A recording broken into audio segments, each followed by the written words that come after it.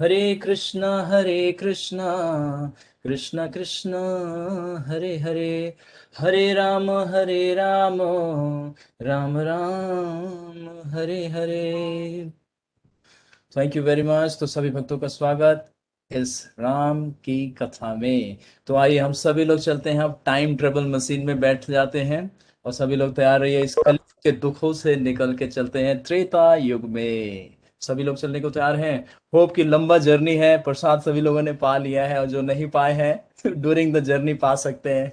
जैसे हम लोग ट्रेन में जाते हैं ना, मायापुर यात्रा, बड़ा एडवेंचरस हम लोगों का जर्नी होता है वो।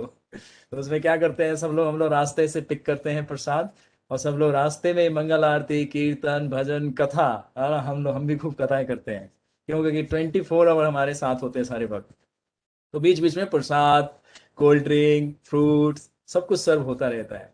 तो यहाँ पे हम सेल्फ सर्विस में हैं सभी लोग अपने अपने खुद की सेवा में है। तो जो प्रसाद पा लिए हैं उनके लिए तो ठीक है, जो नहीं पाए हैं तो अब चलिए, अब इस जर्नी में आप पाते रहिए और कथा सुनते रहिएगा। तो हम सबसे रिक्वेस्ट करेंगे, एक हफ्ते बाद हम लोग मिले हैं और थोड़ा सा टाइम चेंज किए हैं, तो आप मुझे 5 मिनट का समय दीजिए और आप लोग समझ गए अब हम क्या उम्मीद करते हैं आपसे। मेरे सारे अच्छे अच्छे मिलेगा, आप बोलिए, प्रयास कीजिए। हरे हरे कृष्ण। कृष्णा प्रभु जी। गुड, ऋषभ प्रभु बोले हैं और कोई एक माता जी बोली है, लेकिन आवाज हमें पहले ऋषभ प्रभु का आया है और मोनिका माता भी आई थिंक बोलना चाह रही है। ठीक है ऋषभ प्रभु, वेट कीजिए, लेडी फर्स्ट, ठीक है, पहले देवी और सज्जनों को हमें सम्मान देना है। ठीक है, बताएं, एक दो पॉइंट बताएं। हरे कृष्ण प्रभु जी। Yes please. प्रभु जी, आपने रिंग ऋषि के बारे में बताया था, जो विशेष श्रृंग के अश्वमेध, बारे में। हाँ, श्रृंग के बारे में, जो अश्वमेध यज्ञ करवा रहे थे हम्म। दशरथ राजा जी के यहाँ पे यस। पुत्र प्राप्ति के लिए। और रिंग ऋषि जो उनकी बेटी शारदा है, उनके हस्बैंड है। सांता जो रोमपाद, है वो दशरथ रोमापाद की दशरथ, बेटी है। हाँ जी, हाँ रोमापाद जी, और दशरथी दोनों की वो हाँ जी, ओरिजिनल डॉटर है वो, ठीक है, ओके, हाँ नेक्स्ट। जी। और रोमपात उनके रोमपात जो हैं, हम्म। एक एक सेकंड, वृष्णि जी जो हैं, और हाँ। रोमपात वो कौशल्या की बड़ी बहन है, वृष्णि जी, जिन्होंने शांता को अडॉप्ट किया हुआ था। गुड। और वर्षणी उनका नाम था, हाँ कौशल्या की जी, बड़ी सिस्टर थी, उनका नाम था वर्षणी, ठीक है। वर्षणी जो है रोमापाद से और विवाह हुआ श्रृंग था ऋषि, और श्रृंगी और ऋषि श्रृंग इनके ऋषि, दामाद थे। गुड गुड, ठीक और है। कश्यप जी के पुत्र थे वो। और यस। और ओके। शायद क्या बताया था आपने, पांडक ऋषि वो नाम मुझे कंफ्यूज है थोड़ा। विभांडक ऋषि के विभांडक है, पुत्र थे। उनके पुत्र हैं। ऋषि सिंह। उनके यस। मस्तक पे दो सींग हैं, सिंह की तरह, यस। जिस और उनकी माता का नाम उर्वशी है, जो अप्सरा है। Yes, good, very nice.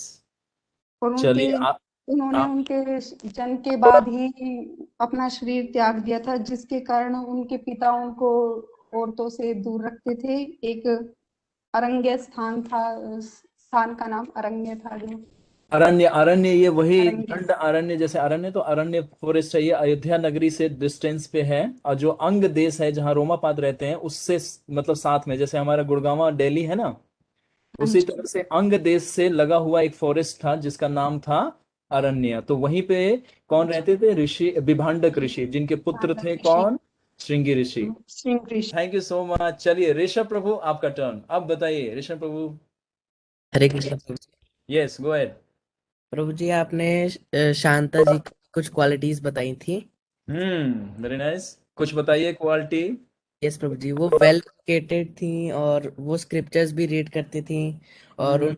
वो विज्ञान में भी बहुत तीव्र थी और यस। कुकिंग में बहुत एक्सपर्ट थी। अब सारी माताओं को समझना चाहिए, कुकिंग आना चाहिए सभी लोगों को, ये नहीं कि जोमेटो, डोमिनो ये और बाकी रेस्टोरेंट से फोन से मंगाए, नहीं, कुकिंग करना है, भगवान को खिलाना है, भगवान के लिए भोग बनाना है सभी को घर में। Yes, good. और क्या क्वालिटी था ऋषभ प्रभु? प्रभु जी आपको उदत कला भी आती थी। यस, मतलब वो अदर्स आर्ट्स में भी बहुत एक्सपर्ट थी, है ना, चटाई बनाना, ड्राइंग करना, पेंटिंग्स बनाना, घर के जो और भी डेकोरेशन के आइटम होते हैं वो सारा उनको आता था। नहीं। चलिए रिवाइज करते हैं और हरे इसके कृष्ण प्रभु जी। कौन बोले? हरे कृष्णा। राधा राधा ओके, राधा राधा प्रभु। माता जी बताएं, माता जी क्या था टीचिंग्स? प्रभु जी, आपने बताया था कि जैसे वाइफ हस्बैंड के बीच में जो रिलेशनशिप होता है वो मतलब कोई भी डिसीजन लेने से पहले आपस में मतलब डिस्कस करके तब लेना चाहिए, जो राजा गुड। दशरथ ने। यस, यानी कि पेरेंट्स जो होते हैं उनको अपने एल्डरली पीपल से हर चीज को डिस्कस करके अपना स्पिरिचुअल गाइड को ध्यान में रखते हुए हर डिसीजन को लेना चाहिए। तो कौन सा डिसीजन गड़बड़ हुआ था और कौन नाराज हो गया था, बताइए थोड़ा। प्रभु जी, उन्होंने मतलब जो शांता थी तो कि राजा दशरथ जी उन्होंने मतलब बिना कौशल्या माता से डिस्कस किए रोमापात को गोद दे दिया था उनको। उनको, हाँ, उनको गोद दे दिया था। यस, बहुत था। तो कौन नाराज हो गया था? दर्शनी को तो कौन कौशल्या नाराज हो माता नाराज हो गई थी। ठीक है, इसका मैंने रहस्य बताया था, फिर वो उनको शॉर्ट आउट करने के लिए कौन रोल निभाया था इसमें? वो भगवान राम रोल निभाए थे। यस, यानी कि हमारे घर में जो सबसे एल्डर सन होते हैं वो जी उनका बहुत इंपॉर्टेंट रोल होता है। अगर मिसअंडरस्टैंडिंग हो जाए तो, क्योंकि बड़े लोग जो होते हैं आपस में क्या है, लड़ते हैं तो बच्चे जी लोग क्या समझते हैं कि ये सही नहीं है। तो जो एल्डरली होते हैं, जो बड़े सन होते हैं, उनको अपने पेरेंट्स को अप्रोच करना और उनको क्लैरिफाई करना और मिसअंडरस्टैंडिंग को समझ के बहुत रिस्पेक्टफुल मैनर में उस प्रॉब्लम को शॉर्ट करना। राइट। तो देखिए, ये सब शिक्षा है हमारे शास्त्रों से जो हमें अपने लाइफ में, अगर हम ये सारे टीचिंग्स को फॉलो करेंगे तो हमारे लाइफ में कोई भी ऐसा प्रॉब्लम नहीं है जो हमारा एक चुटकी बजाते ना चला जाए। ठीक है, थैंक यू वेरी मच। और कुछ है माता जी, एक लाइन में कुछ और बताना चाहेंगे? हरे कृष्ण। राधा माता जी, आपका नेटवर्क उधर थोड़ा वीक लग रहा है, वॉइस फ्लोट कर रहा है। एक बार दोबारा अभी तो प्रयास कीजिए। अभी तो हाँ, अभी याद ठीक नहीं आ आ रहा रहा प्रभु जी, याद नहीं आ रहा है। ओके, प्रभु जी ठीक अभी। है। ठीक है, थैंक यू सो मच। आपने, मोनिका माता ने प्रयास बहुत अच्छा किया है। I am very happy. ठीक है मोहित प्रभु, 1 2 लाइन सेंटेंस, गुड। हरे कृष्णा प्रभु जी, दंडवत प्रणाम। धन्यवाद। यस, नेक्स्ट प्रभु जी, बोलिए। प्रभु जी जब रोमापाद के पास विभांडक ऋषि आए थे हम्म। तो उन्होंने जब उनको इनकार किया था वो देने के लिए, तो उनको हाँ, उन क्रोध आ किनको क्रोध आया था?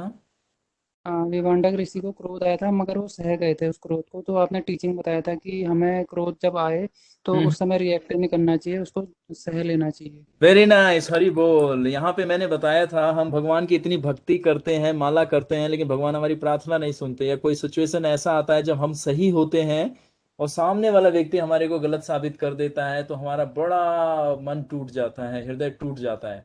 तो हमारे को धैर्य से क्या करना चाहिए, उस परिस्थिति को सामना करना चाहिए। जैसे विभांडक ऋषि ने क्रोध नहीं दिखाया रोमापाद पे। वो चाहते तो पूरे राज्य को जला के भस्म कर सकते थे, इतना उनके पास शक्ति था अपनी तपस्या का। लेकिन वो चुपचाप गए और अपनी साधना में लीन हो गए, यानी कि अपना यज्ञ और वेदों का अध्ययन बहुत अच्छे से और करने लगे। तो यहाँ टीचिंग यही था कि हमारे लाइफ में जब जिगजैग आए तो डिस्टर्ब नहीं होना चाहिए, भगवान के सेल्टर लेना चाहिए। भगवान तो यही चाहते हैं ना, आपका टेस्ट करते हैं कि जब प्रॉब्लम आया तो कहाँ जा रहे हो। तो ये बहुत इंपॉर्टेंट टीचिंग था। Thank you Mohit Prabhu, I am very happy आप लोगों को ये पॉइंट्स याद है। तो सभी लोग जो नहीं लिख पाते हैं, एटलीस्ट उनको क्या करना चाहिए, सुनना चाहिए। तो देखिए, अब 5 मिनट में हमने लास्ट क्लास 3 दिन के क्लास को रिवाइज कर लिया। गुड। तो चलिए अब आगे बढ़ते हैं। थैंक यू मोहित प्रभु। तो अब हम लोग आगे बढ़ते हैं। आज का जो सेशन है उसमें हम लोग क्या क्या डिस्कस करने वाले हैं मैं आपको बता दूं। और ये पूरा 3 days, today tomorrow and day after tomorrow, एक बहुत इंपॉर्टेंट पर्सनालिटी के बारे में हम लोग चर्चा करने जा रहे हैं। जैसे लास्ट टाइम हमने ऋषि श्रृंगा का किया था, और शांता देवी यानी कि जो भगवान श्री राम की बड़ी सिस्टर हैं, उनका पूरा डिटेल हमने देख लिया कि उनमें क्या क्या क्वालिटी था और कैसे था। आज जो है हम लोग 11वें सर्ग में प्रवेश करने जा रहे हैं, लेकिन मैं 11वें सर्ग को आज नहीं वो रिसाइड करूंगा। और इसमें जो कथा है, क्योंकि अब दशरथ महाराज जी का यहाँ पे एंट्री है। एंट्री मतलब अब इनका आविर्भाव हो रहा है यहाँ पे इस पूरे सीन में। और ये आपको मैं रिवाइज कर दूं कि ये रामायण की कथा लव कुश कहाँ पे बैठ के सुना रहे हैं, राम दरबार में। यानी कि भगवान राम, लक्ष्मण, भरत, शत्रुघ्न, ये लोग सुन रहे हैं, बड़े ऑब्जर्व होके बहुत ध्यान से सुन रहे हैं कि ये कौन सी कथा और क्या बताने जा रहे हैं। तो उसी सीन में चलते चलते अब वहीं पे बैठे बैठे पूरे अयोध्या नगरी में भी हमने ट्रैवल किया। ट्रैवल करके फिर उसी अंदर प्रांगण में जा रहे हैं जहां पे अभी भगवान राम अपीयर नहीं हुए हैं। यानी कि पास्ट, परफेक्ट से हम लोग अब कौन से उसमें जा रहे हैं? प्रेजेंट परफेक्ट में जाने वाले हैं। तो मैं बताया था ना, पास्ट, फ्यूचर और प्रेजेंट, ये तीनों एक साथ चलेगा, लेकिन आप कंफ्यूज नहीं होना है। बहुत ध्यान से सुनेंगे तो आपको समझ में आ जाएगा कि पास्ट अलग है, फ्यूचर अलग है और प्रेजेंट अलग चल रहा है। ओरिजिनली ये कहाँ चल रहा है? ओरिजिनली राम दरबार में लौ कुश सुना रहे हैं भगवान राम को, लेकिन यहाँ पे अब जब हम जा रहे हैं सुनने, तो यहाँ पे भगवान अभी तो मतलब आविर्भाव भी नहीं हुआ है, उनका जन्म भी नहीं हुआ है। तो इनका अब जो जन्म का कथा था, तो हमने पीछे वो था कि रोमापाद जो थे, रोमापाद का जो राज्य का नाम था अंग देश था। तो अंग देश में वर्षिणी उनकी वाइफ थी, जो कि कौशल्या माता की बड़ी सिस्टर थी, और ये दोनों रिलेटिव थे आपस में, मतलब दशरथ महाराज और रोमापाद और वर्षिणी वर्षिणी और कौशल्या माता का मतलब ब्लड रिलेशन है। तो रोमापाद के राज्य में एक बार क्या हुआ कि जब अकाल पड़ा, तो वहां के मंत्री ने उनको सजेस्ट किया कि आपको इस अकाल से कैसे वो मिलेगा निजात, यानी कि उनसे छुटकारा कैसे मिलेगा। तो ऋषि सिंगा का पूरा हमने पास टाइम सुन लिया, वो आए और हो गया। तो अब वही ऋषि सिंगा को कि हमारा यज्ञ भी, क्योंकि ऋषि सिंगा एक ब्रह्मचारी हैं और इतने पावरफुल हैं वो, कि उनके सिर्फ आने मात्र से सारा सक्सेस हो जाएगा। तो यानी कि जो भक्त होते हैं उनमें इतना प्योरिटी होता है कि वो जिस व्यक्ति से मिले, जिस स्थान पे जाए, उस स्थान को पवित्र कर देंगे, उस व्यक्ति को पवित्र कर देंगे। तो ये है, क्या है, भक्ति का शक्ति है, इसको बोलते हैं भक्ति का शक्ति। क्यों? क्योंकि वो डायरेक्ट, वो जो व्यक्ति होता है भगवान के संपर्क में होता है। जैसे प्रभुपाद जी हमारे इसके लाइव एग्जाम्पल है। प्रभुपाद जी ने इतने सारे मिराकल किए हैं जो कोई नहीं कर सका आज तक, पूरे हिस्ट्री में ऐसा कोई सन्यासी ही नहीं आया जो इस तरह का मिराकल किया हो, है ना। तो उसी तरह से वहां पे था कि वो ऋषि सिंगा इतने मतलब प्योर थे और इतने साधना में थे, उनका ट्रेनिंग भी इतना स्पेशल हुआ था। विभांडक ऋषि ने उनको बड़े अच्छे से शास्त्रों को समझाया था और हर टीचिंग्स को बहुत डीपली उनको अंडरस्टैंड कराए थे। तो इसीलिए वो इतने शुद्ध थे और भगवान से इतने, वो भी भगवान हरि के यानी कि कृष्ण के ही भक्त थे वो भी। ये जितने पर्सनालिटी आएंगे, ये सब नारायण, विष्णु और कृष्ण के डायरेक्ट भक्त हैं ये लोग, भगवान राम के डायरेक्ट भक्त हैं ये लोग। तो दशरथ महाराज अब जो अपने महल में बैठे हैं और सौमित्र ऋषि से ये चर्चा कर रहे हैं कि इस यज्ञ को सफल करने के लिए हमारे से कोई कार्य अधूरा ना रह जाए। तो उसी में वो सारी तैयारी करने के बाद वो कह रहे हैं कि हम ऋषि सिंगा को अपने यज्ञ में बुलाते हैं, तो हमारा यज्ञ निश्चित है 100% कि सफल हो जाएगा। और पुत्र कामेष्टि जो यज्ञ है, अश्वमेध यज्ञ, ये दोनों एक ही यज्ञ का नाम है। उसमें उद्देश्य जो होता है, यज्ञ का नाम है अश्वमेध यज्ञ, ठीक है, लेकिन उसका पर्पज क्या था?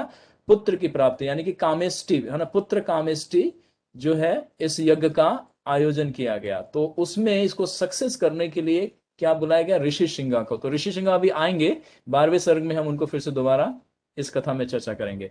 लेकिन क्योंकि अब दशरथ महाराज कौन है, आई होप कि हमारे आज की कथा में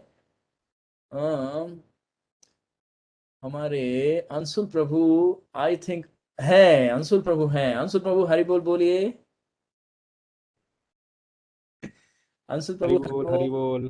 थैंक यू। तो आपका सारा क्वेश्चन का आंसर आज आज ये 3 दिनों में मिलने वाला है। आपने प्रश्न किया था कि दशरथ महाराज का पास टाइम क्या है, वो कौन है, कैसे भगवान राम के पिता बन गए, और वो कौन से राजा थे, फिर उनको क्या श्राप मिला कि भगवान उनसे अलग भी हो गए, है ना। जैसे हमारे जीवन ओके में प्रभु। भक्ति भी मिल जाता है, भक्त भी मिल जाते हैं, फिर कोई जरा सी मिस्टेक, अपराध होता है, फिर सब छीन जाता है 1 मिनट में। भगवान फिर उसी तरह से जैसे देते हैं, एकदम से छीन भी लेते हैं वापस। तो यानी कि अपराध से और भक्तों से बहुत सावधान रहना चाहिए, ये सारा शिक्षा है इसमें। तो दशरथ महाराज का आज पूरा कंप्लीट पास टाइम, जो हो सकता है कि आप में से बहुत लोग पहली बार सुनेंगे इनका पूरा पास टाइम, ठीक है। तो today, tomorrow and day after tomorrow, ये 3 दिन में हम दशरथ महाराज जी का मैक्सिमम चीजों को कवर करेंगे। और इन्हीं की चर्चा करते हुए रामायण के जो आगे जाके कथाओं में आने वाला है रहस्य, है ना, मिस्ट्री, जो कि हमने कहीं ना सीरियल में देखा है और ना ही कहीं कथा में सुना होगा होपफुली, तो उसका भी क्या है, मैं पहले ही आपको बता दूंगा कि उसके पीछे का ट्रुथ क्या है, और वो कैरेक्टर के साथ ऐसा अगर लीला में ऐसा हो रहा है तो उसका रीजन क्या है। तो वो सब इन्हीं के पास टाइम से कुछ कुछ सामने आ जाएगा, 4-5 चीजें आपके सामने आ जाएगी, ठीक है। तो अब हम शुरू करते हैं, दशरथ महाराज कौन है। तो अंशुल प्रभु का जितना भी क्वेश्चन था वो सारा यहाँ पे आंसर हो जाएगा। तो आप ध्यान से आप सुनिएगा, फिर भी नहीं हो तो हम आपकी सहायता के लिए हैं, आपको पूरा डिटेल फिर से बता देंगे, ठीक है। तो दशरथ महाराज का हम लोग पूरा अब सुनने जा रहे हैं। तो पुराणों के अनुसार राजा दशरथ पूर्व जन्म में स्वयंभू मनु थे। स्वयंभू मनु ब्रह्मा जी हैं स्वयं, सत्यरूपा, है ना। ये दशरथ जी कौन है? स्वयंभू मनु, यानी कि ब्रह्मा जी हैं जो भगवान राम के पिता बनेंगे, लेकिन ओरिजिनल ब्रह्मा के रूप में नहीं, दूसरे रूप में, स्वयंभू मनु के रूप में, है ना। तो पुराणों के अनुसार राजा दशरथ पूर्व जन्म में स्वयंभू मनु थे, राइट। कौशल्या इनकी पत्नी थी, और ये कौन थी? ये सत्यरूपा, यानी कि स्वयंभू मनु की जो धर्म पत्नी थी वो सत्यरूपा है। तो कौशल्या माता जो है भगवान श्री राम की माता, ओरिजिनल माता, है ना, ये कौन है? सत्यरूपा, ठीक है। इन्होंने भगवान विष्णु को, अब ये दोनों क्या कौन थे और कहां से इनको ये कृपा प्राप्त हुआ? तो इन्होंने भगवान विष्णु को पुत्र के रूप में पाने के लिए घोर तपस्या की थी, यानी कि बहुत सीवियर ऑस्टेरिटी। जैसे हम लोग 16 माला करते हैं, अगर वन शॉट में करें तब आपको लगेगा कि आपने कुछ माला किया है, भगवान की कोई सेवा किया है, सेवा किया है। हम लोग तो अभी थोड़ा फोकस नहीं कर पाते, क्योंकि शरीर थर्ड क्लास का है, कोरोना लग जा रहा है बड़ी आसानी से, तो शरीर में कोई हमारी कोई वो है ही नहीं, शुद्धता है ना। तो अगर बैठ के जप करेंगे तब आपको नाम का शक्ति का अनुभव हो जाएगा, और नाम का, भगवान कहते हैं ना, नाम रूप गुण लीला, नाम तुम्ही नाई साक्षात ब्रजेंद्र नंदन। तो आप लोगों को ये समझ में आएगा कि तपस्या हमारा कलयुग का यही है। जो 2 घंटे का तपस्या है, ये सतयुग व त्रेता का जो 10,000 का जो तपस्या होता था वो 2 घंटे का तपस्या है, बट एवरी डे है, लाइफ टाइम का तपस्या है हमारा ये। 100 साल में हमारे को नहीं पता है कि 50 के बाद कितना भगवान हमारे को ग्रेस करेंगे, लेकिन हम 50 तक तो मान के चले कि भगवान 50 तो आप दे दोगे, हम कितने भी पाप करें लेकिन 50 तक आपने माफ किया है, उसके बाद तो हमारा आपकी कृपा पे चलेगा, जो भी गाड़ी चलेगा। तो इन्होंने भगवान विष्णु के बड़ी सीवियर तपस्या, यानी कि भक्ति, यज्ञ, अध्ययन और उनका ध्यान, ये सब चीजें इन्होंने किया था। कौन?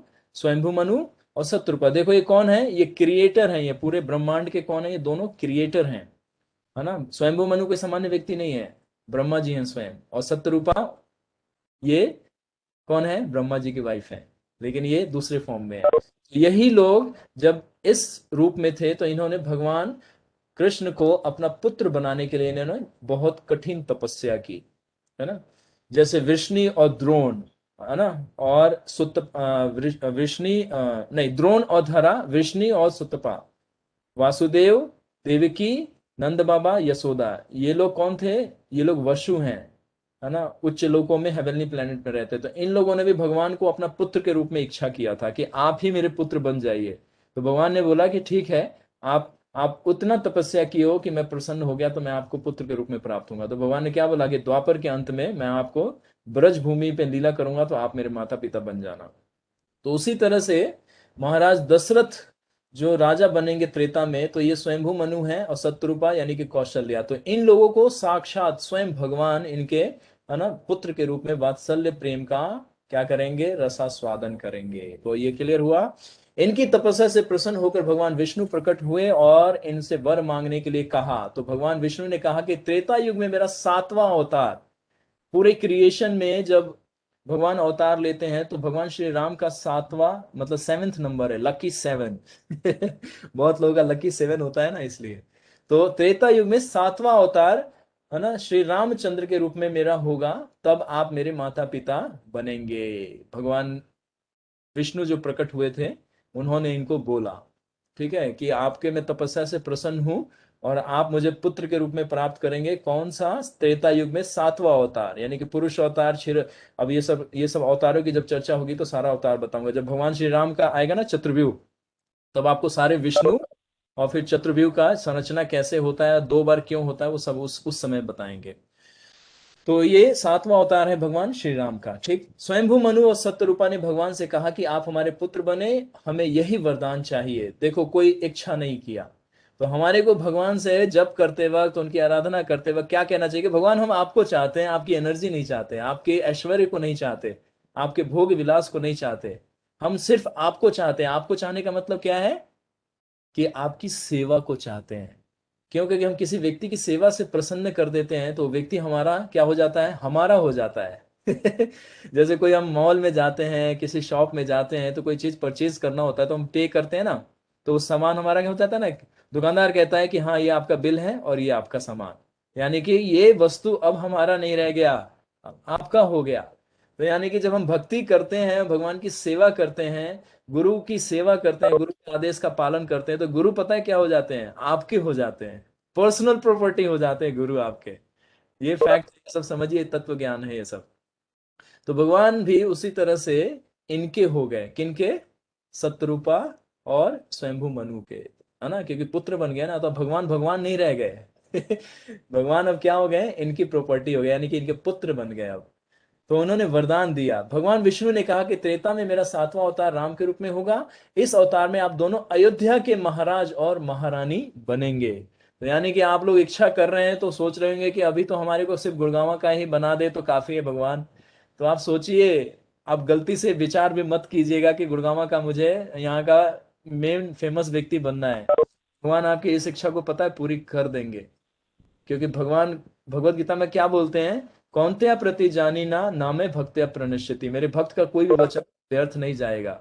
इसीलिए भक्तों को सोच समझ के किसी को आशीर्वाद देना चाहिए, और किसी के लिए प्रेयर भी करना चाहिए बहुत सावधानी से, क्योंकि भौतिक नहीं होना चाहिए। क्योंकि भगवान इतने कृपालु हैं, क्या करेंगे? आपको किसी ब्रह्मांड में कहीं लीला चलेगा, वहां का राजा बना देंगे।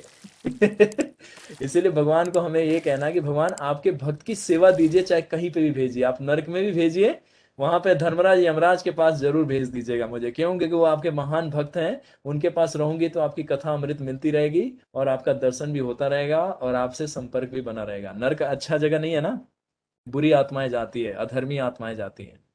तो ऐसी इच्छा कोई भी नहीं करनी चाहिए कि जिससे हम भगवान से अलग हो जाए। भगवान हमारी सारी इच्छा पूरी कर देते हैं, भौतिक कोई भी इच्छा नहीं छोड़ते अपने भक्त की। हम लोगों को लगता है हमने 16 माला किया, भगवान सुन कहाँ रहे हैं, हमारा अकाउंट वैसे ही अभी खाली पड़ा है, बल्कि जॉब भी चला गया। तो भगवान को आप समझ नहीं पाएंगे। जॉब जा रहा है, लेकिन आपका दूसरा जॉब वो तैयार कर रहे हैं, आपका दूसरा प्रोफाइल बना रहे हैं वो। तो इसीलिए ये सब चीजों को बड़ा सावधानी रखना है कि आध्यात्मिक जो इच्छाएं पूरी नहीं हो रही है, तो इसका मतलब ये नहीं कि आपकी भक्ति में अधूरी है। क्यों? क्योंकि हम जो प्रोसेस फॉलो कर रहे हैं वो बहुत शक्तिशाली है, आचार्यों ने दिया है। आचार्य लोग परफेक्ट पर्सनालिटी है, ये सब धाम से उतरे हुए व्यक्ति हैं, ये यहाँ के मनुष्य नहीं है कि आपको कुछ बोल के कुछ करा रहे हैं, नहीं। तो इनके वाणी में इतनी सत्यता है कि भगवान वही कार्य को सिद्ध करेंगे। तो इस तरह से उन्होंने वरदान दिया भगवान विष्णु ने कि आप दोनों अयोध्या के महाराज और महारानी बनेंगे त्रेता युग में। ठीक। दशरथ वाल्मीकि रामायण के अनुसार अयोध्या के रघुवंशी यानी कि सूर्यवंशी के राजा थे। तो इनका भी थोड़ा डिटेल बताऊंगा अभी, बस इसके बाद यही शुरू होने वाला है। ये भरत प्रभु का आंसर इसमें कुछ मिल जाएगा और कुछ रह जाएगा तो मैं पर्सनली बताऊंगा आपको। ठीक है। आपने पूछा था प्रश्न कि वो इनका डायनेस्टी कौन कौन सा है, तो इसमें कुछ राजाओं का नाम बता देता हूं, ध्यान से सुनिएगा, एक के बाद एक अब आएगा। तो वो राजा अजा और इंदु इंदुमती के पुत्र थे तथा इक्ष्वाकु कुल में जन्मे थे। कौन? रघुवंशी, है ना। दशरथ जो थे ये अजा, मतलब इनके फादर का नाम अजा था ना, अभी पूरा डायनेस्टी आपको बताएंगे। दशरथ के फादर का नाम था अजा, और अजा की जो धर्म पत्नी थी उनका नाम था इंदुमतिके।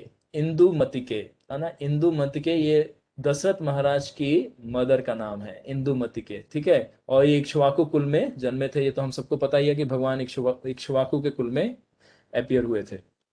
तो अब यहां से आपको मैं पहले डायनेस्टी बता रहा हूं, फिर उसके बाद महाराज दशरथ तक लेके जाऊंगा, फिर उसके बाद उनका चरित्र बताऊंगा। पुराणों और इतिहासों के अनुसार आदि रूप ब्रह्मा जी से मरीचि का जन्म हुआ। ब्रह्मा जी से, अब क्रिएशन का पूरा आपको बता रहा हूं। ये इक्ष्वाकु कुल कहां से चला और भगवान राम तक आया, उसके बाद भी जब हम लोग उत्तरकांड तक पहुंचेंगे इस रामायण के अंत में, तो मैंने बताया था ना कि वो अतिरिक्त कांड है, सातवां। 6 कांड है, सातवां जो कांड है वो क्या है? अतिरिक्त। तो उत्तर कांड में आपको भगवान राम के पास और कौन कौन से राजा हुए थे जो द्वापर के अंत अंत प्रारंभ तक उन्होंने राज्य किया था। उसके बाद द्वापर में फिर युग परिवर्तन हुआ, तो फिर दूसरे राजा ने राज्य किया। तो इक्ष्वाकु का लेकर भगवान श्री राम तक का आपको सारे का नाम बताता हूं। देखिए शास्त्रों में इतना डिटेल है। अब बताइए हमारा संदेह होगा इस पे? नहीं होगा। क्यों? हर एक का आंसर है आप हमारे पास, हर चीज का। आप प्रश्न तो पूछिए, हम आंसर देंगे आपको। तो इतना डिटेल में कि उनके डायनेस्टी, उनके कितने पुत्र हैं, सब कुछ डिटेल में दिया हुआ है। तो इक्ष्वाकु का हम लोग अब चर्चा कर रहे हैं। कश्यप के विवस्वान कश्यप के विवस्वान और विवस्वान के वैवस्वत मनु हुए हैं। वैवस्वत मनु के पुत्र इक्ष्वाकु हुए। इक्ष्वाकु ने अयोध्या को अपनी राजधानी बनाया और इस प्रकार इक्ष्वाकु कुल की स्थापना की। इक्ष्वाकु कुल के पुत्र कुक्षी हुए, इक्ष्वाकु के पुत्र कुक्षी हुए, कुक्षी ये नाम है, ठीक है। कुक्षी के पुत्र का नाम बेकुक्षी था, और बेकुक्षी के पुत्र बाणा, और बाण के पुत्र अरण्य हुए। अरण्य के पृथु, और पृथु से त्रिशंकु का जन्म हुआ। पृथु महाराज वही जो हम लोग भागवत में सुनते हैं, वही पृथु महाराज है। देख लीजिए ये सब सारा कहां से कहां कनेक्शन मिल रहा है आपको। त्रिशंकु के पुत्र धुंधुमार हुए, ये भी हमारे भागवत में इनका भी थोड़ा सा चर्चा आता है। धुंधुमार के पुत्र का नाम युवनाश्वा था, और युवनाश्वा के पुत्र मानधाता हुए, और मानधाता से सुसंधि का जन्म हुआ। सुसंधि के दो पुत्र हुए, ध्रुव संधि एवं प्रसेनजीत, ठीक है। ध्रुव संधि के पुत्र भरत हुए, भरत के पुत्र असित हुए, और असित के पुत्र सगर हुए। इनका भी नाम हमने वाल्मीकि रामायण जब हम इंट्रोडक्शन दे रहे थे तो ये सबका नाम आया था। सगर के पुत्र का नाम असमंज था, और असमंज के पुत्र अंशुमान, और अंशुमान के पुत्र दिलीप हुए, और दिलीप के पुत्र भगीरथ हुए। देखिए भगीरथ वही है जो गंगा जी को भगवान शिव कैलाश से लेके आए थे ना पृथ्वी पे। पहले पृथ्वी पे गंगा का वास नहीं था, आप लोगों को पता होना चाहिए। पहले गंगा जो रिवर था वो पृथ्वी पे नहीं रहती थी, कैलाश पे भगवान शिव जी ने अपने पास ही उनको रोक के रखा था। तो भगीरथ जी, इनकी कथा जब आएगी तो बताऊंगा। भगीरथ जी, ये वही भगीरथ जी है जो गंगा को पृथ्वी पे लाए। तो मैं खाली आपको इंडिकेट दे रहा हूं कि ये पर्सनालिटी कौन है। तो दिलीप के पुत्र भगीरथ हुए, और इन्हीं भगीरथ ने अपनी तपोबल से गंगा को पृथ्वी पर लाए थे। तो ये ऑलरेडी बता रहा हूं आपको। भगीरथ के पुत्र कुकुस्थु, और कुकुस्थु के पुत्र रघु हुए। रघु के अत्यंत तेजस्वी और पराक्रमी नरेश होने के कारण उनके बाद इस वंश का नाम रघुवंश हो गया। तो अब आप समझ में आ गया रघुवंश का उपाधि या डेजिग्नेशन कैसे मिला था। क्यों? क्योंकि ये जो पराक्रमी राजा थे ये इतने पूरे वर्ल्ड फेमस थे कि इनको रघुवंश ही कहने लगे थे। तो इसीलिए रघुवंश, भगवान रामचंद्र जी को बोलता ना रघुवंशी हैं ये, तो इसीलिए रघुवंश इनका पूरे डायनेस्टी का नाम ही हो गया रघुवंश। ठीक। तो महाराज रघु के बारे में कहा जाता है कि राजा दिलीप धनवान, गुणवान, बुद्धिमान और बलवान हैं, साथ ही धर्मपरायण है। मतलब ये रघु के जो रघु राजा हुए हैं उनका ये गुण चरित्र के बारे में बताया जा रहा है।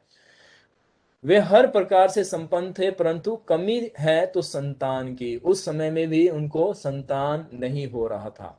तो संतान प्राप्ति का आशीर्वाद पाने के लिए दिलीप को गोमता नदी की सेवा करने के लिए कहा गया था।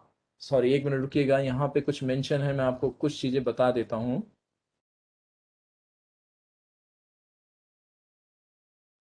चलिए, इसका मैं पूरा डिटेल नहीं बताता हूं क्योंकि हमें तो सिर्फ महाराज दशरथ का पूरा चरित्र सुनना है, क्योंकि हमारे मेन हीरो तो दशरथ महाराज हैं। ठीक है, मैं आपको बताता हूं कि रघुवंश का जब रघु राजा हुए थे तो उनको भी पुत्र प्राप्त नहीं था। ठीक, तो उनको जो उनके जो पृष्ठ थे, उनके स्पिरिचुअल मास्टर थे, तो उन्होंने बोला था कि उस समय में एक गो माता थी, गो माता जिसका नाम था नंदिनी। ये सुरभि गाय भी हो सकती हैं, यहाँ पे बताया नहीं गया है। तो गो माता की सेवा करने के लिए इनको बोला था। तो गो माता की सेवा करते करते इनको पुत्र की प्राप्ति हुई थी। अब देखिए हमारे शास्त्रों में गाय माता का सेवा कितना महत्वपूर्ण है। हम लोग कुत्ते बिल्ली पाल रहे हैं, है ना, और पैरट पालते हैं, अलग अलग तरह के पक्षियों को हम जो उड़ने वाले हैं बेचारे उनको कैद करके रखते हैं। वो खुश नहीं होते हैं, एक्चुअली हमें कर्ज कर देते हैं, श्राप दे देते हैं। आपको जैसे अभी भगवान ने आपको खुद ही आपके घर में कैद कर दिया, आपको कैसा लगता है? कितना इरिटेशन फील करते हैं आप लोग? कोरोना ने कर दिया ना, तो ये सब उसी का दुष्प्रभाव है। करता कोई और है, भरता कोई और है, ऐसा सुना है ना आपने? तो क्यों? क्योंकि हम उस समाज में हैं जहां पे हम गलत कार्यों के प्रति आवाज भी नहीं उठा पाते, इसीलिए हमें भी दंड मिलता है। अब कोई कहता है कि हमने बुरा नहीं किया, हमारे साथ बुरा क्यों हो रहा है? तो क्यों? क्योंकि प्रकृति आपको बख्शेगी नहीं, आपको भी उतना ही दंड देगी जितना अधर्मी लोगों को देते हैं। क्यों? क्योंकि हम उनका साथ दे देते हैं इसलिए। तो जो रघु थे उन्होंने गाय माता का सेवा किया। तो गाय माता की सेवा, वो उस गाय का नाम नंदिनी था। ठीक है, नाम भी दिया यहाँ पे। तो माता ने प्रसन्न होके उनको पुत्र प्राप्ति का वरदान दिया। तो रघु के बाद फिर से ये डायनेस्टी आगे बढ़ने लगा। ठीक है, तो अब इसमें पूरा उनका डायनेस्टी के बाद फिर कुछ राजाओं का नाम आता है, तो फिर मैं वहां नहीं बल्कि आगे रघु के बाद ही नाभाग, रघु के जो पुत्र थे उनका नाम था नाभाग। ठीक है, नाभाग के पुत्र का नाम था अज। ठीक है, अब देखिए अज तक आ गए, अजा यानी कि दशरथ महाराज के फादर का नाम अब आ गया। ठीक है, इसमें बीच में इनका पूरा डिटेल था लेकिन मैं आपको डिटेल नहीं बताया। तो नाभाग के पुत्र का नाम था अजा और दशरथ के पिता सूर्य राजवंश के 38वें राजा थे। दशरथ के पिता यानी कि अजा अजा थे, वो इक्ष्वाकु के डायनेस्टी में 38th किंग थे, वो पूरे सम्राट थे, एम्परर इस पूरे वर्ल्ड का। ठीक है, 38 यानी कि 38वें राजा थे वो। वे सरयू नदी के दक्षिण किनारे पे स्थित कौशल राज्य के राजा थे। कौन? अजा कौशल राज्य के राजा थे।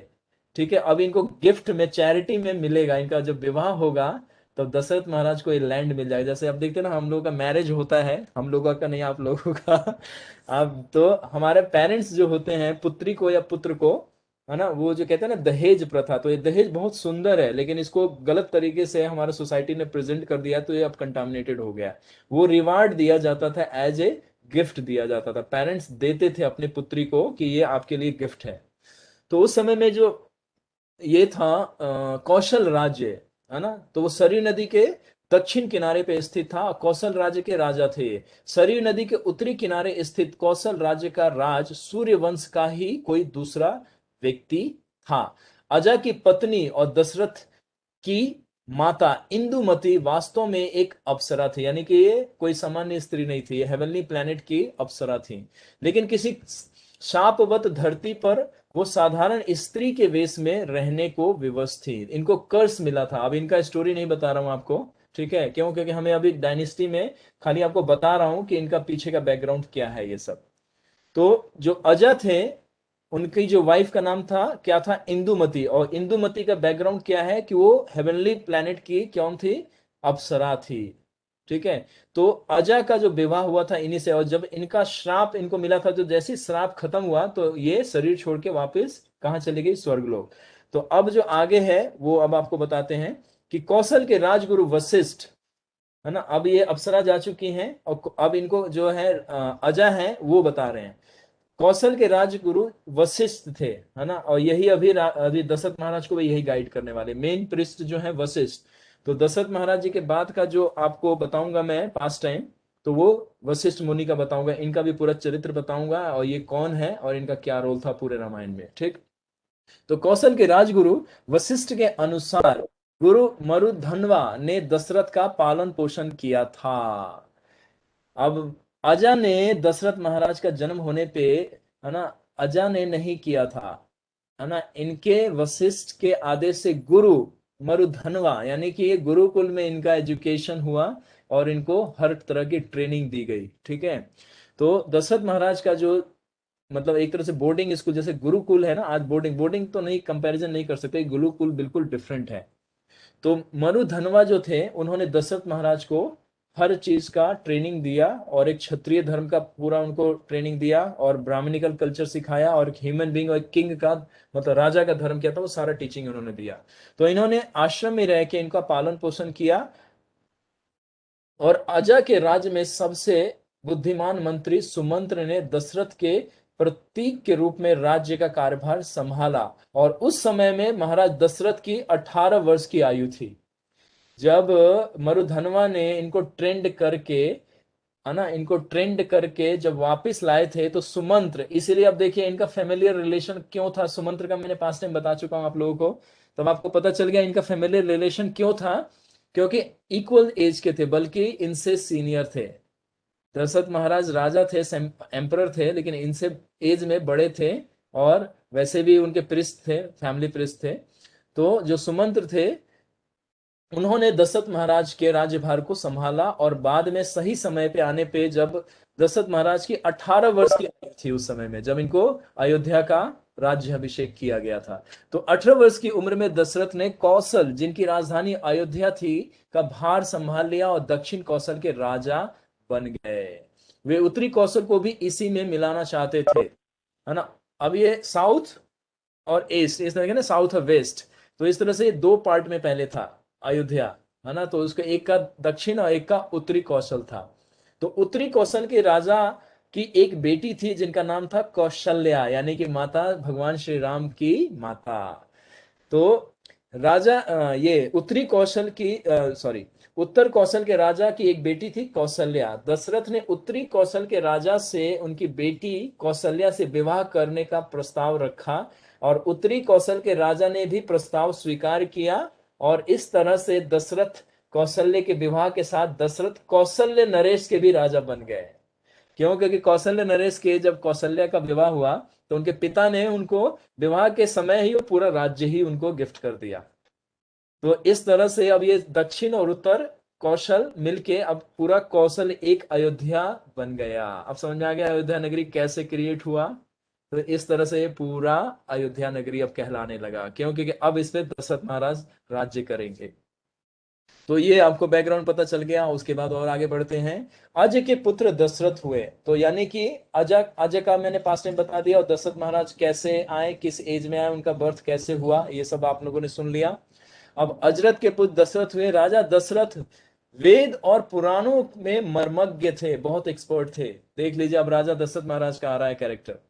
ये एक्सपर्ट थे, है ना, धर्मपरायण थे, मतलब स्क्रिप्चर को फॉलो करने वाले थे और स्पिरिचुअल मास्टर के इंस्ट्रक्शन के बगैर कोई भी कार्य नहीं करते थे। आप लोगों को भी ये कल्चर फॉलो करना चाहिए, है ना। प्रभुपाद जी के इंस्ट्रक्शंस को फॉलो करना चाहिए, जो हमारे प्रेजेंट में जो भी हमारे को मार्गदर्शन देता है हमारे लाइफ में, हर चीज को बिल्कुल अच्छे से समझ के करना चाहिए। तभी तो हम कहते हैं ना कि हम भक्त हैं। तो कर्मा फ्री कब होंगे?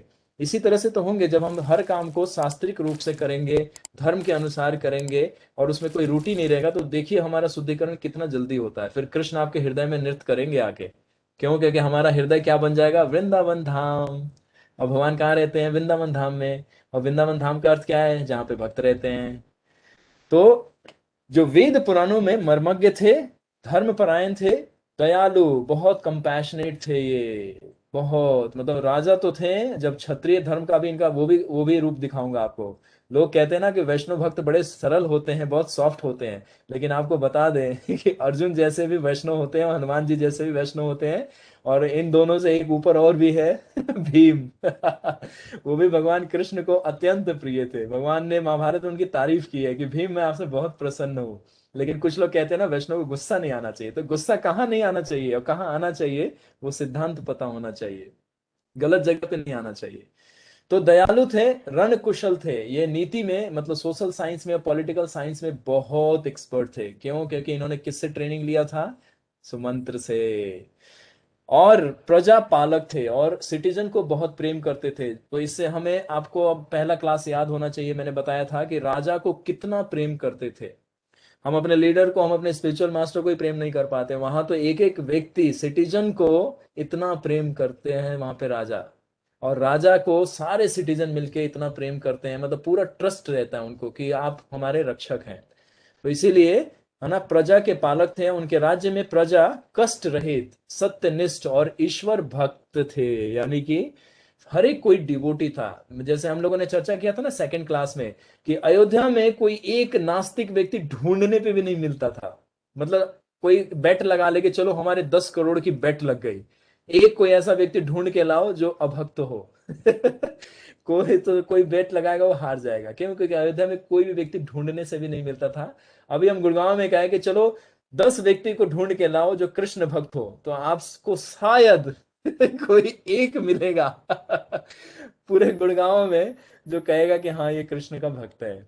और बोला जाए कि आप ऐसे व्यक्ति को ढूंढ के लाओ गुड़गांव से कि जो अभक्त हो, तो आप कहेंगे भैया ये वाला अप्लाई नहीं हो सकता, ये पूछो कि भक्त है कि नहीं है। बिल्कुल उल्टा। तो यानी कि राजा के साथ साथ वहां की प्रजा भी टोटली डेडिकेटेड थे, भगवान को समर्पित थे, भगवान के भक्त थे। तो दशरथ का ऐसा राज्य है। दशरथ को अपना यह नाम इसलिए मिला था। अब दशरथ महाराज का नाम क्यों मिला था? क्योंकि ये सभी दिशाओं में, है ना, रथ चला सकते थे, इसीलिए इनका नाम था 10 रथी, 10 चैरिटर, है ना, 10 चैरिटियर। मतलब जो हम रथ चलाते हैं तो हम तो एक दिशा में चलाएंगे ना, या तो आगे चलाएंगे। जैसे उसमें घोड़े को आप पीछे की तरफ, आपको पता नहीं है, आप तो गाड़ी चलाते हैं आप लोग तो रिवर्स गियर होता है ठीक है, रिवर्स कर सकते हैं। और लेटेस्ट गाड़ियां, जितनी भी महंगी गाड़ियां हैं, उसमें भी लेफ्ट और राइट जाने के लिए ज्यादा आपको आगे पीछे नहीं जाना पड़ता। बस स्टीयरिंग इतना स्मूथ होता है कि आप उसी डायरेक्शन में, किसी भी डायरेक्शन में जा सकते हैं। तो पहले का ये कला होता था कि रथ को एक ही स्थान पे खड़े खड़े रहकर 10 डायरेक्शन में। अब यहाँ पे प्रश्न आने वाला है कि 4 दिशाएं होती हैं, 4 से 8 दिशाएं हो सकती है, 10वां दिशा कौन सा है? तब आपको बताएंगे, सुनते रहिए। ठीक है, तो 10 दिशाओं में रथ चला सकते थे और पारंपरिक रूप से हमें केवल 8 दिशाओं का ज्ञान है। तो यहाँ पे बता दिया गया 8 ही दिशा हमें पता है, लेकिन 9वां 10वां दिशा कौन सा है? तो अब देखिए, अब लिख लीजिए ये 10 दिशाओं का नाम क्या है। पहले उत्तर, दूसरा दक्षिण, तीसरा पूर्व, चौथा पश्चिम और पांचवा ईशान्य और छठा आग्नेय, सातवां वायव्य और सातवां नैऋत्य, आठवां नौवां लेकिन और आठवां, 8 दिशाएं के अतिरिक्त दशरथ ऊर्ध्व यानी कि ऊपर की तरफ भी चला सकते थे, वायु में भी ये जा सकते थे। इनका जो था वो हेलीकॉप्टर की तरफ फ्लोट कर सकता था ऊपर एयर में। ये है इनका, तो इसको बोलते ऊर्ध्व यानी कि ऊपर की तरफ। ठीक है, और अधस्थ यानी कि नीचे, ये जमीन को धसा सकता था। जैसे आपने देखा था जब कर्ण ने एक नागपाश चलाया था अर्जुन का सर काटने के लिए, तो भगवान ने अपने रथ को पैर मार के उसको जमीन में धसा दिया था आधा। ये आप लोगों ने टीवी सीरियल में भी देखा होगा। तो ये कला होता है, ये सबको प्राप्त नहीं होता, क्योंकि भगवान तो जानते हैं सारी विद्या को कि कैसे यूज करना है। तो दशरथ महाराज को भी ये कला पता था, तो वो अपने साथ ही कुछ करे ना करे, लेकिन उनको ये कला पता था, तो वो जमीन में उस रथ को नीचे धसा सकते थे उसी समय में। जैसे कोई शस्त्र चलाया जाता है टारगेट करके, तो उस टारगेट से बचने के लिए।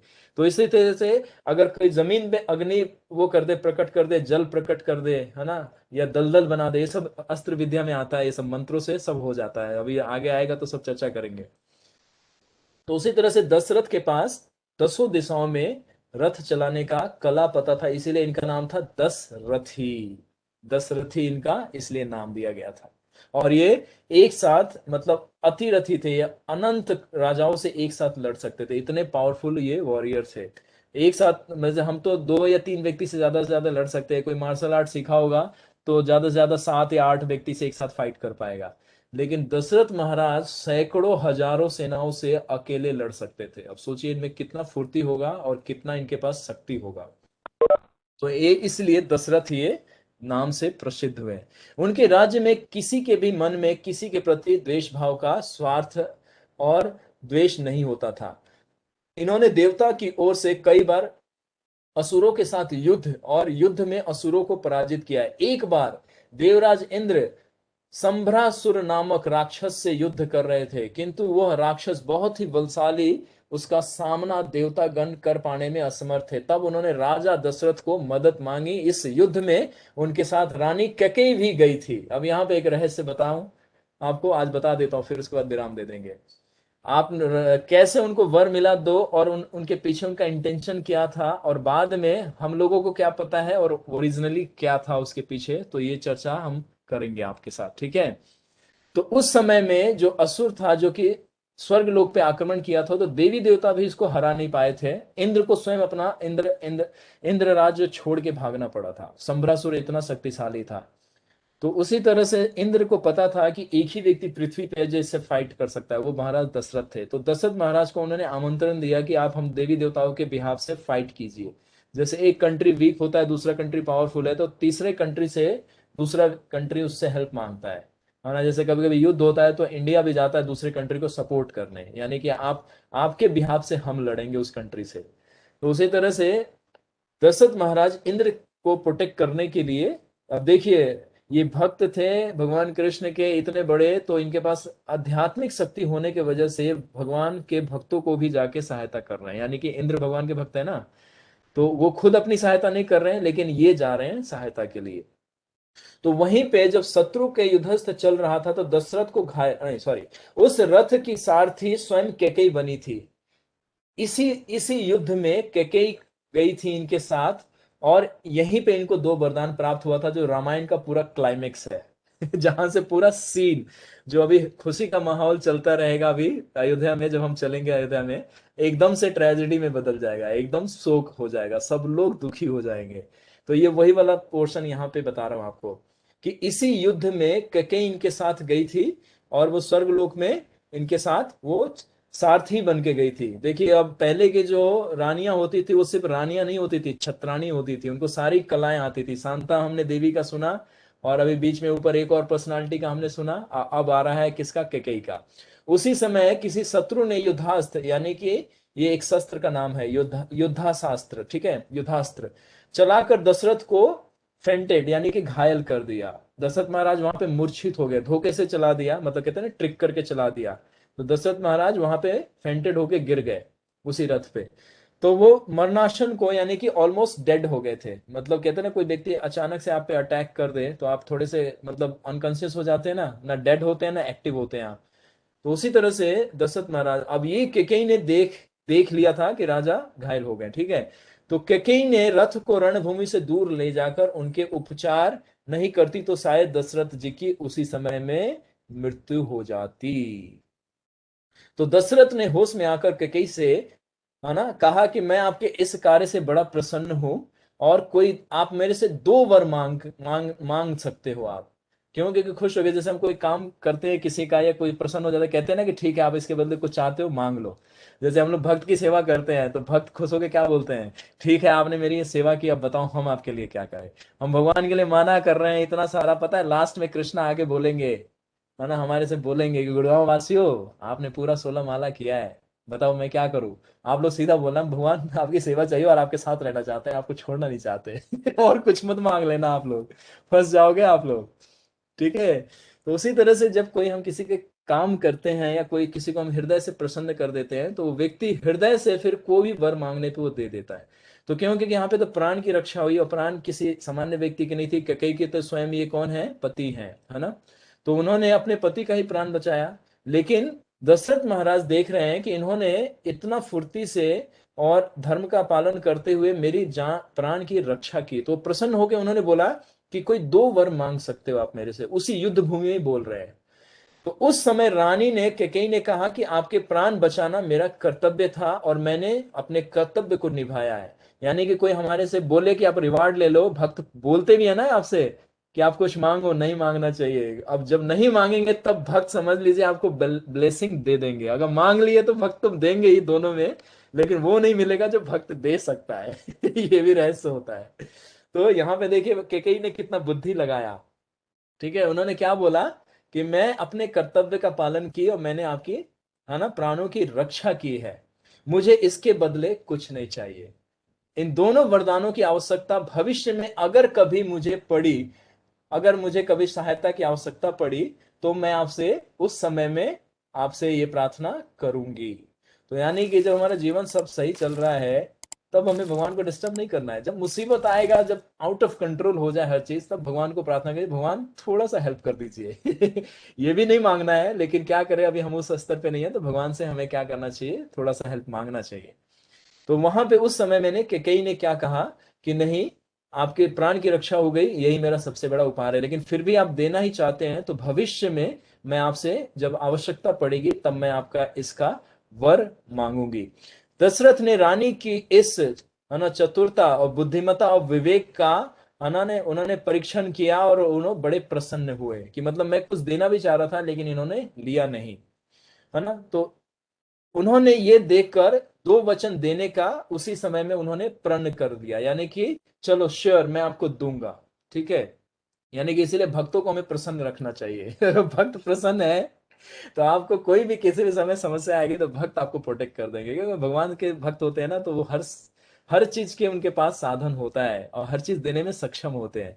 तो कैकेयी ने बाद में इन्हीं वरों को मांगने के लिए वो शर्त उनको याद दिलाती। तो ये आपको बैकग्राउंड पता चल गया कि कैकेयी ने जो वर मांगा था, वो वर के पीछे कैसे उनको वर प्राप्त था, वो कौन से स्थान में क्या कंडीशन था। तो ये आपको आई होप कि अब पता चल गया कि इंद्रलोक पे संभरासुर ने अटैक किया था और इंद्र ने दशरथ महाराज से हेल्प मांगा था, और दशरथ महाराज उस समय में कैकेयी को लेके गए थे, क्योंकि कैकेयी इतनी एक्सपर्ट ड्राइविंग करती थी, इतनी एक्सपर्ट थी ड्राइविंग में कि उनको पता था कि यही उस समय में, जैसे अर्जुन ने भगवान श्री कृष्ण को उस समय में चुना था अपना ड्राइवर।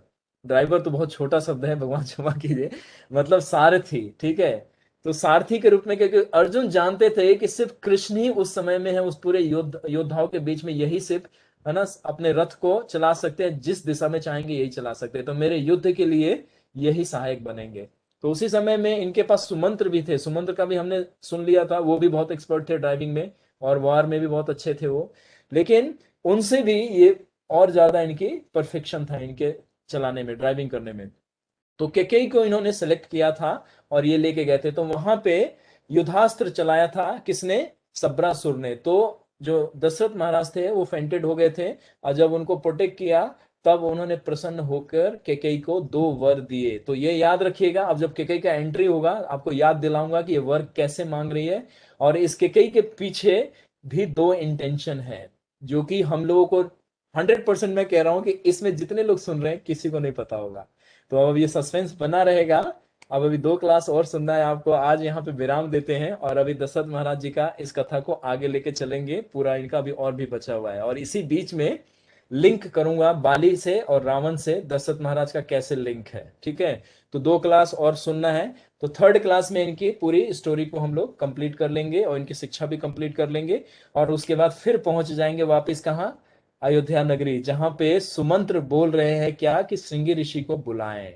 तो अभी चरित्र के बारे में बताया था कि दशरथ महाराज का चरित्र क्या है। तो अभी 1 पोर्शन हुआ है, 2 पोर्शन और बचा हुआ है।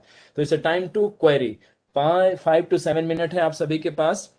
अब सभी भक्तों से प्रार्थना करूंगा और हम करेंगे पवन प्रभु से प्रार्थना कि सभी को अनम्यूट करके रखें, और जो भी भक्त का प्रश्न है, कोई आपका जिज्ञासा है, कोई संदेह है, any doubt, any clarification, any question, please raise. Hare पूछिए। कृष्णा।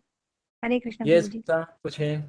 हाँ जी प्रभु जी, मैं पूछ रही थी कि जो अयोध्या है वो हम्म मतलब जब इनका कुल जो शुरू हुआ था तभी से चलती आ रही है। हम्म जो आज जो हम अयोध्या नगरी देखते हैं वो वही वाली है। ओरिजिनल, जहां राम ओ अभी मंदिर बनने जा रहा है। अच्छा। क्योंकि कि समय कालांतर हो गया ना बहुत। आपको बताएं कि जब आपको एक उदाहरण देता हूं माता, ये प्रहलाद, आपने ध्रुव महाराज की कथा सुना है? हाँ हाँ हाँ जी।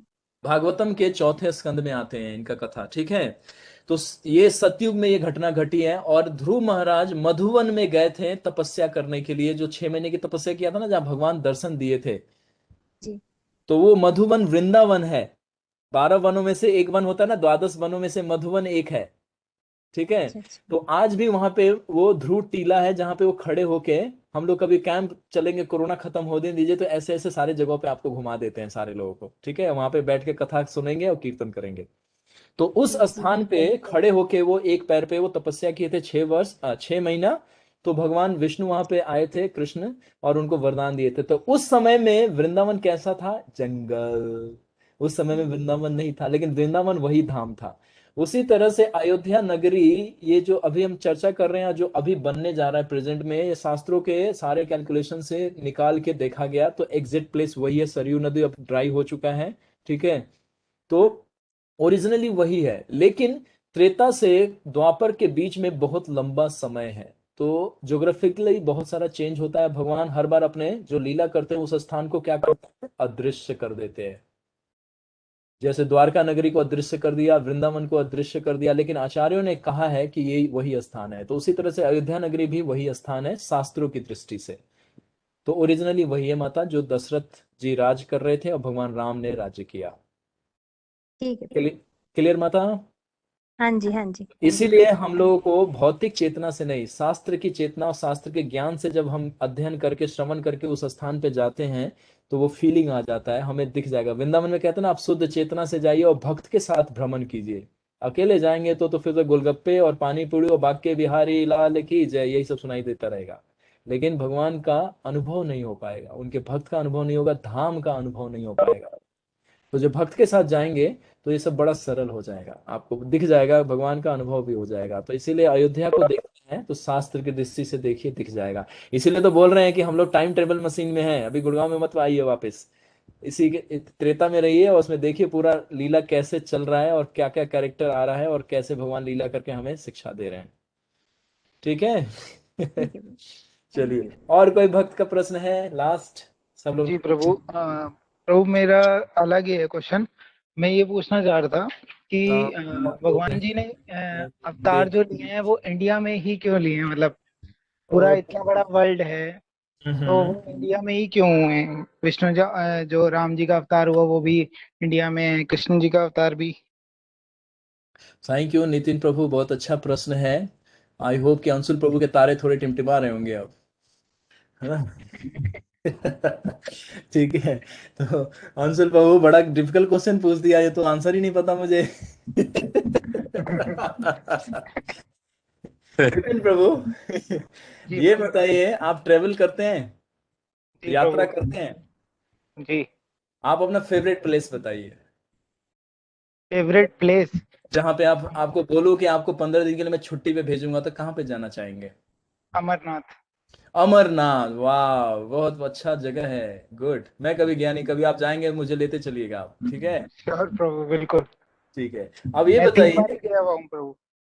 क्या कह रहे हैं नितिन प्रभु? मैं 3 बार गया हुआ हूँ प्रभु। तो चौथी बार एक बार और चलिएगा ना मुझे साथ में लेके? बिल्कुल बिल्कुल प्रभु।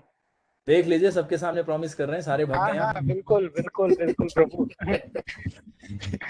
ठीक है, अब मुझे ये बताइए, आपने यही प्लेस क्यों चूज किया, अगर मैं 15 दिन के लिए भेजूंगा तो? आ, अच्छा लगा मुझे। अच्छा मतलब लगा? वहां अच्छा, जाके ऐसे नहीं वहां लगा, कोई जाके रीजन? वहां हम्म। जाके बहुत शांति सी महसूस होती है, मतलब दुनियादारी से दूर बिल्कुल। गुड। और और क्या लगता है? पहाड़ों के बीच में, मतलब जो जो यहाँ लाइफस्टाइल चल रहा था वो सब कुछ भूल जाते हैं वहां जाके। गुड। और चलिए, ये बहुत अच्छा है कि मतलब यहाँ से भाग दौड़, एंजाइटी, दुख से और सारे भाग दौड़ से, मतलब हाँ रोग से, सबसे मतलब अच्छा लगता है वहां पे जाना, है ना? हाँ जी हाँ जी। और एक तो भगवान का धाम है, और क्या अच्छा लगता है, और क्या कारण है कि आप वहां जाना चाहते हैं? वहाँ की ब्यूटी, वहाँ का मतलब पहाड़ों में, ये और वेरी नाइस। जो वहाँ के नेचुरल मतलब दृश्य है। चीजें हैं जो अट्रैक्टिव करती हैं, कि जो अदर कहीं देखने को नहीं मिलती हैं। यस, गुड, वेरी कि गुड।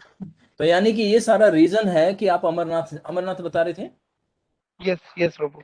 हाँ, अमरनाथ जाना चाहते हैं। अगर मैं कहूं कि आपको लंदन का टिकट दे रहा हूं और वीआईपी रॉयल क्लास में चार्टर्ड प्लेन बुक कर रहा हूं आपके लिए, स्पेशली आपको यहां से मैं भेजूंगा, आप चलेंगे मेरे साथ लंदन?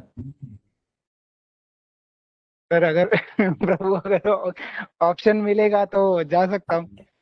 लेकिन भगवान ऐसा नहीं करते हैं। ठीक है। जैसे आपने अपना मूड चेंज कर दिया, क्यों? क्योंकि अब आपका एक प्लेस था, लेकिन वो प्लेस आपका प्रिय था, क्योंकि स्पिरिचुअली बहुत नहीं, एडवांस है वो पर प्लेस। अगर अगर उसके साथ मेरे को ये ऑप्शन मिलेगा तो। नहीं, साथ नहीं, मैंने ऑप्शन दिया था कि अगर मैं आपको बोलूं वहां की जगह मैं यहाँ भेजना चाहता हूँ, लंदन, और वो आपको सारी फैसिलिटी दे रहा हूँ रॉयल क्लास की, वीआईपी नहीं, और मतलब हाई क्लास नहीं, रॉयल क्लास, मतलब एक प्लेन आपके लिए स्पेशली बुक करूंगा जिसमें सारी फैसिलिटी होगी। हाँ प्रभु जी, मैं यहाँ ये बताना चाहूंगा कि अगर ह्यूमन बीइंग में अगर कोई भी होगा, तो अगर वहां नहीं गया, पर वो जगह पूछा जाए। जाना चाहिए, क्योंकि मैं वहां से 3 बार गया हुआ हूँ, वो चीज मैंने देख रखी है, तो वो चीज मेरे लिए न्यू रहेगी, तो मैं एक बार। चलिए, आपके इसी बात से आपको थोड़ा सा मैं अंडरस्टैंडिंग दे देता हूँ, जिस तरह से आपने, क्योंकि अमरनाथ कोई सामान्य प्लेस नहीं है, आध्यात्मिक है, राइट। ब्यूटी आपको अट्रैक्ट करती है, वहां जाने पे आप पीस ऑफ माइंड आना बहुत अच्छा लगता है आपको, ठीक? तो आप बार बार वहीं पे जाना पसंद करेंगे। बिल्कुल प्रभु। उसी तरह से इस पूरी पृथ्वी पे से भारतवर्ष एक ऐसा क्षेत्र है, ये तपोभूमि के नाम से भी जाना गया है, ठीक है? आर्यवर्त के नाम से भी जाना गया है। यहाँ पे सिर्फ भगवान के भक्त लोग इसी स्थान पे अवतरित होते हैं और इसी स्थान पे जन्म लेते हैं। और यही पूरे पृथ्वी का सबसे पुण्य भूमि है, यानी भारत भूमि। हइले जन्म जन्म सार्थक करी परा, करा परा उपकार, चैतन्य महाप्रभु स्वयं बोल रहे हैं, भारत भूमि यानी कि इंडिया, ये भारत का नाम है ना, ये हमारे शास्त्रों का नाम है, भारत वर्ष जो है ये शास्त्रों का नाम है, ठीक है? तो क्योंकि भगवान के यहाँ पे भक्त रहते हैं, और भगवान अपने भक्तों से प्रेम करते हैं। भगवत गीता में चौथे अध्याय के 8वें, 7वें और 9वें श्लोक में भगवान क्या बोल रहे हैं? परित्रणाय साधुनाम, मैं अपने भक्तों के लिए क्या करता हूं, आता हूं इस पृथ्वी पे, तो जहां मेरे भक्त रहते हैं उसी स्थान को चूज करता हूं। जैसे आपको मैं मान लीजिए आपका दूसरे ऑप्शन पे आता हूँ, आपको लंदन भेजूंगा और आपको ये तो सारी फैसिलिटी दे दी, और मैंने वहां बोला कि वहां पे मेरा एक बंगला बंगला है बहुत बड़ा है, आप मैं वहां पे मिलूंगा आपको, आप वहां पे आना चाहोगे, या मैं बोलूंगा कि दूसरा कोई आपके लिए होटल बुक नहीं किया, आपको सड़क पे रहना चलेगा, तो आप कौन सा ऑप्शन चूज करोगे? सड़क पे रहना है तो मैंने मतलब दो ऑप्शन दिया कि मैंने यहाँ से तो आपको सारी फैसिलिटी देके लंदन भेज दिया, और वहां पे मैंने बोला कि दो ऑप्शन है आपके पास रहने के लिए, एक तो मैं वो खुद रह रहा हूँ वहां पे बंगले में, और दूसरा है कि भैया सड़क पे रहना पड़ेगा, धूल मिट्टी और कुछ भी सब जानवरों के साथ, तो आप कहाँ रहना पसंद करोगे? बंगले में। वाह, बहुत इंटेलिजेंट हुआ प्रभु जी। तो उसी तरह से भगवान जब आएंगे इस पृथ्वी पे तो उस स्थान को चूज करते हैं जहां पे उनको प्रेम करने वाला, उनसे सेवा करने वाला, उनके साथ आनंद लेने वाला, आनंद देने वाला व्यक्ति के साथ भगवान अपना टाइम स्पेंड करते हैं। तो भगवान पृथ्वी पे इसीलिए भारतवर्ष को चूज करते हैं, क्योंकि सिर्फ भारतवर्ष ही ऐसा स्थान है जहां पे भगवान के प्रेमी भक्त रहते हैं। और प्रभुपाद जी ने पूरे विश्व को ही भारतवर्ष बना दिया है, क्योंकि हर जगह भक्ति दे दिया, तो अब हर जगह भक्त हैं। तो भगवान अब चैतन्य महाप्रभु हर गली, हर नुक्कड़, हर घर, हर क्षेत्र, हर कंट्री में, इवन पाकिस्तान, यूक्रेन, ये सब मुस्लिम कंट्री, अभी अभी ये चल रहा था ना, कौन सा भी कंट्री का फाइट चल रहा था अभी, इजराइल। इजराइल, आपको पता है वहां के भी भक्तों ने हम लोगों से यहाँ पे ऑनलाइन बात करके पूरा बताया कि जो भक्त भक्ति में थे वो बहुत पीसफुली अपने लाइफ को, ज्यादा डिस्टरबेंस नहीं हुआ और बहुत अच्छे से, तो वो मुस्लिम होते हुए भी इंडियन कल्चर को फॉलो कर रहे, तो क्यों? क्योंकि अब उस स्थान पे भक्ति जा रहा है, भक्ति है। तो भगवान भारत भूमि को इसीलिए चुनते हैं क्योंकि यहाँ पे भक्त हैं, उनको प्रेम करने वाले लोग हैं। आप कहीं पे भी जाना पसंद करोगे किसी शहर में, तो आप उस घर को चुनोगे जहाँ पे कोई रिलेटिव या कोई जान पहचान वाला वक्त हो, वरना वो शहर कैसा लगेगा? लंदन लंदन है, एक दृष्टि से बहुत सुंदर है, लेकिन कोई व्यक्ति जब जान पहचान के नहीं तो नर्क जैसा लगेगा आपको वो, है ना? तो अब जी समझ में आ प्रभु। गया भगवान भारतवर्ष को क्यों चुनते हैं? आप उत्तर दीजिए इसका, कोई पूछेगा तो क्या बोलेंगे? क्योंकि यहाँ पर उनके भक्त हैं जो उनको प्रिय हैं, उनके लिए ही उन्होंने अवतार लिया है यहाँ पर। एग्जैक्टली exactly, है ना? कहते हैं ना, युगे युगे मैं भगवान सिर्फ भक्त के लिए आते हैं, राक्षसों को मारने के लिए नहीं आते। वो तो अपने धाम में बैठे बैठे खाली आंख बंद करके थोड़ा सा सोचेंगे तो यहाँ पे वो राख हो जाएंगे। भगवान इतने पावरफुल है, लेकिन भगवान अपने भक्त को आनंद देने के लिए, उनसे मिलने के लिए आते हैं यहाँ पे। तो इसीलिए भारत भूमि एक ऐसा जगह है जहाँ पे सिर्फ भक्त रहते हैं, और आप जैसे भक्त हैं, आप भी तो भक्त है ना नितिन प्रभु? जी प्रभु। तो आपसे मिलने आएंगे कृष्णा, घबराइए मत। थोड़ा माला कीजिए, आप माला कर रहे हैं ना आप? करना है, थोड़ी माला थोड़ी। करना है। हाँ, थोड़ा थोड़ा कीजिए, थोड़ा थोड़ा, कहते हैं ना धीरे धीरे प्यार को बढ़ाना है, हद से गुजर जाना है। ठीक जी प्रभु। है। चलिए, थैंक यू। लास्ट क्वेरी, किसी का एक क्वेरी ले सकते हैं, हरे इससे कृष्ण रिलेटेड प्रभु कोई जी। है तो पूछिए, साइड क्वेश्चन बाद में। यस, कौन बोले? प्रभु जी कोई भी? भारत। भरत प्रभु, चलिए पूछिए प्रभु, इससे रिलेटेड पूछिएगा, बताए। प्रभु जी थोड़ा अलग है इस कथा से, तो रामायण आप में ही देखिए, है। क्वेश्चन मैं सुन लेता हूं, अगर मुझे लगेगा, क्यों? क्योंकि समय सीमा उल्लंघन हो रहा है, तो अगर मुझे लगेगा वन लाइन आंसर है तो I will give you, otherwise wait for tomorrow. चलिए, गो अहेड। प्रभु हरे जी कृष्णा प्रभु जी। जैसे वेट वेट वेट वेट, रेखा माता जी वेट। भरत प्रभु, गो अहेड। प्रभु जी जैसे जब भगवान ने, जैसे भगवान के जो भक्त थे वो शुरुआत में तो रामायण में जैसे भगवान के साथ रहे, लेकिन उनके बाद उसके कुछ समय बाद जैसे उनकी जो माता थी और भाई भी थे वो सब उनसे काफी समय के लिए दूर हो गए थे, 14 साल के लिए। तो इसमें क्या उनका कुछ कर्म वगैरह था, क्योंकि उनको भगवान से गुड, बहुत अच्छा दूर प्रश्न रहना है। पड़ा। अभी 2 दिन का जो अभी चलेगा दशरथ महाराज जी का, इसमें कुछ तत्वों का इसमें बताएंगे, और बाकी जो जो लीलाएं आएगी उसी समय में उसका उद्दीपन किया जाएगा, आनंद आएगा, वरना अभी बता देंगे उस समय फिर भूल जाओगे। ये क्वेश्चन नोट करके रखिए। जैसे अंशुल प्रभु ने मेरे से शुरू में पूछा था, प्रभु जी दशरथ कौन थे, थोड़ा बताइए। मैंने कहा था कि जब उनकी एंट्री आएगी, देखो अब उनका एंट्री हो गया, यानी कि इनका इस कैरेक्टर का अब आविर्भाव हो गया कि अब रामायण में दशरथ कौन है, तो अब पूरा डिटेल पता चल रहा है ना, तो अब अच्छा लग रहा है। अब आगे जो जो घटनाएं हाँ घटेगी इनके जी। साथ, सारा कनेक्ट कर पाएंगे कि ये कौन थे, कहां से थे, क्या था इनका पास टाइम, ठीक है ना? तो आगे चल ठीक। के दशरथ महाराज के साथ राम जी क्यों वियोग में चले जाएंगे, और केकई जो अभी 2 वर मिला है, ये 2 तरह से ये पूरा मांग लेगी, लेकिन इनका मांगने का बहुत प्योर इंटेंशन होगा, वो कहीं पे भी आप लोगों ने नहीं सुना होगा, पहली बार आप लोग सुनेंगे कि केकई माता का कितना शुद्ध भाव था। हम लोगों को तो दिख रहा है ना, हम लोग नेगेटिव देखते हैं, रामायण में नेगेटिव दिखाया गया, लेकिन ये भक्त हैं, भगवान की माता है, तो उनके साथ गलत कैसे कर सकती है? तो बिल्कुल कहते हैं ना, बिहाइंड द कर्टन ट्रुथ, जब कर्टन उठाया जाएगा आपको सीधा हम दंडवत मारेंगे हम इनको कि ऐसे भगवानों ऐसे भक्तों को बारंबार प्रणाम। ठीक है, तो इसका उत्तर देंगे इसी 2 दिन के श्रवण में आपको मिल जाएगा।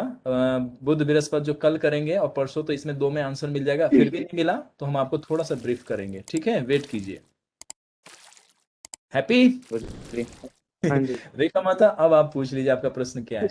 हरे कृष्णा प्रभु जी। बताएं। प्रभु जी, मेरा क्वेश्चन ये है कि जब राजा दशरथ जी इंद्र भगवान की हेल्प करने के लिए गए थे युद्ध में, सम्रासुर असुर के साथ जब उनका युद्ध हुआ था, तो उस टाइम राजा दशरथ जो थे वो मैरिड थे, राइट? यस। ओके, बस यही पूछना था। तो आपको, हाँ, मैं आपको बताता हूँ, क्योंकि आज आपने फर्स्ट टाइम ज्वाइन किया है, आप बीच में एंट्री मारी है, तो ये थ्रिलर मूवी चल रहा है। ठीक है इसमें पहले ही बहुत सारी घटनाएं घट गई हैं। अब आपने बीच में एंट्री मारा है, तो आप साइड वाले अब डेस्क पे बैठे लोगों से पूछेंगे बीच में क्या क्या हुआ। ठीक है, तो फिर भी आपको बता देते हैं कि ये जो अभी कथा चल रहा है, ये फ्लैशबैक में लेके गया हूँ सभी लोगों को। Okay okay, fine. ये कथा 3 डायमेंशन में चल रहा है। एकदम से पास्ट टाइम में लेके जाऊंगा, एकदम से प्रेजेंट में लाऊंगा, फिर फ्यूचर भी लेके जाऊंगा आपको। ठीक है, और फिर इसमें कंफ्यूज नहीं होना है, बिल्कुल सरल है इसको समझना। एक पास्ट टाइम चल रहा है, उस पास्ट टाइम में जो जो कैरेक्टर है, तो क्योंकि हम लोगों के पास इतना समय नहीं है कि इस पूरे लीला को एक बार में सुन ले, है ना।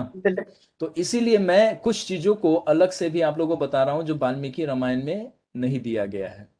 ठीक है, लेकिन वाल्मीकि रामायण के जो कैरेक्टर हैं वो तो वाल्मीकि रामायण में है ना, तो उसका अन्य शास्त्रों में उनका वर्णन किया गया है। तो मैं उस शास्त्रों को भी साथ में आप लोगों को पढ़ के सुना रहा हूं, जो इनका ओरिजिनल ही इनका कनेक्शन मिल रहा है ना। तो अभी जो चर्चा चल रहा है ये फ्लैशबैक में, यानी कि दशरथ महाराज तो अभी यज्ञ करने जा रहे थे ना जी, भगवान राम को प्राप्त करने के लिए।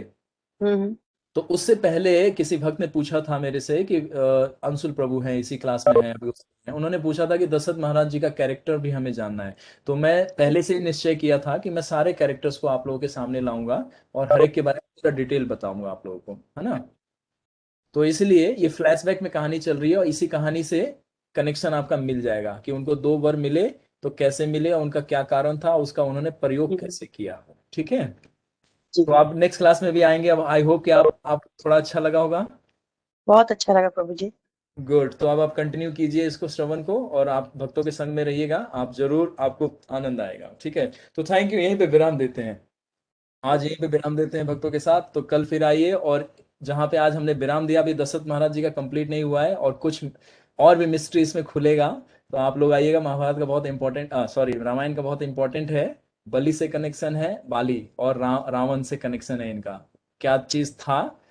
तो केकेई, ये चारों पर्सनालिटी का रावण से कनेक्शन है। अभी बीच में घटना घटेगा अभी। ठीक है, और ये घटना का मैं कर्टन कब हटाएंगे, जब युद्ध चलेगा, जब अंगद का एंट्री होगा तब बताऊंगा। ठीक है, तो बहुत बुद्धि से और बहुत आप लोगों का मनन करते रहना पड़ेगा सारी लीलाएं, तब देखिए इसी बहाने आप भगवान राम के चरणों में हमेशा समर्पित रहेंगे। ये ना स्मरणम, भगवान स्मरणम देंगे आपको।